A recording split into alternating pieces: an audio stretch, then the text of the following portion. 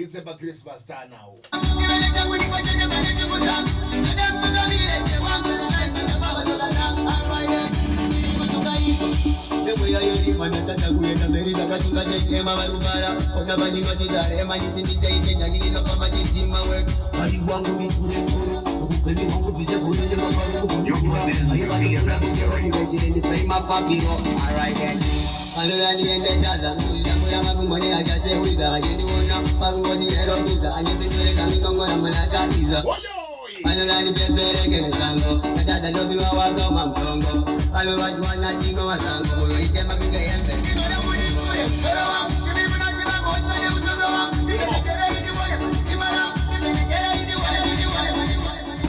Chinja, Mufakose Harare. I told you about this Zimdancehall Terrobyte a couple of weeks ago, and I said I'm gonna look for him. Unfortunately, like when I say that he's not feeling well, but I manage it now. To one go tell me that you are when I reach a man's part of True Bulldog Studio. I get a board True Bulldog Studio. I know where I'm going. Yeah, I know where I'm fans. Any album yet? I know. Tomorrow I'm a single collection. My singles got collection.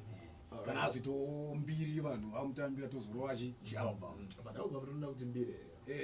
Roda wangopinda mani. Wapinda mani. Sezvo tinoita izvo kugadzira zita. Vanhu vari kuti vari kunzwa kausauro mukati. Makambozvinzwa here izvo zvipo zvana kutaura kapapa wagwana. Masongs mazhinji. Zvimwe zvacho zvotozotange maproducer futi but baking futi vanakidzwa vanoisa nenge kausauro. Ndo zvataura kuti munache band hanzi aproducer wema1. Saka ndakunzwisisa manje nyaya yacho kwairi kubva. Alright. So yeah. Anything chichauya pamberi apa? Sezvo mungoza dance FD kuimba.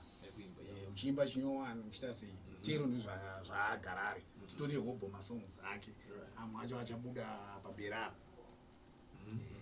Saka mungoziva muno muZimbabwe kuti utererwe unge wambopusha zita wambopusha zvekutoti vamwe nhasi kutangawo mangwana vanhu vachatanga kunyatsoterera kuti kuna Terrobyte Mufakose.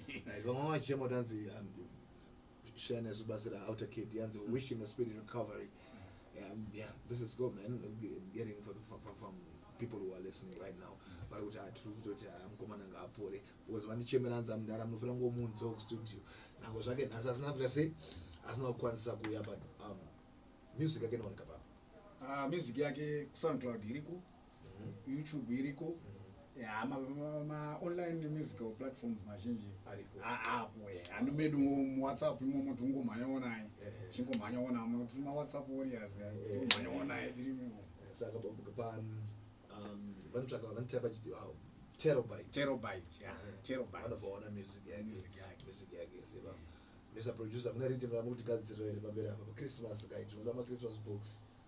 Yeah, for Christmas zviripo kugadzirwa tine made in Mufakose tichigera kubuda but tava kumafinals zvaro made in Mufakose giving back to the community usibinguva chingoti Mufakose ndo ghetto.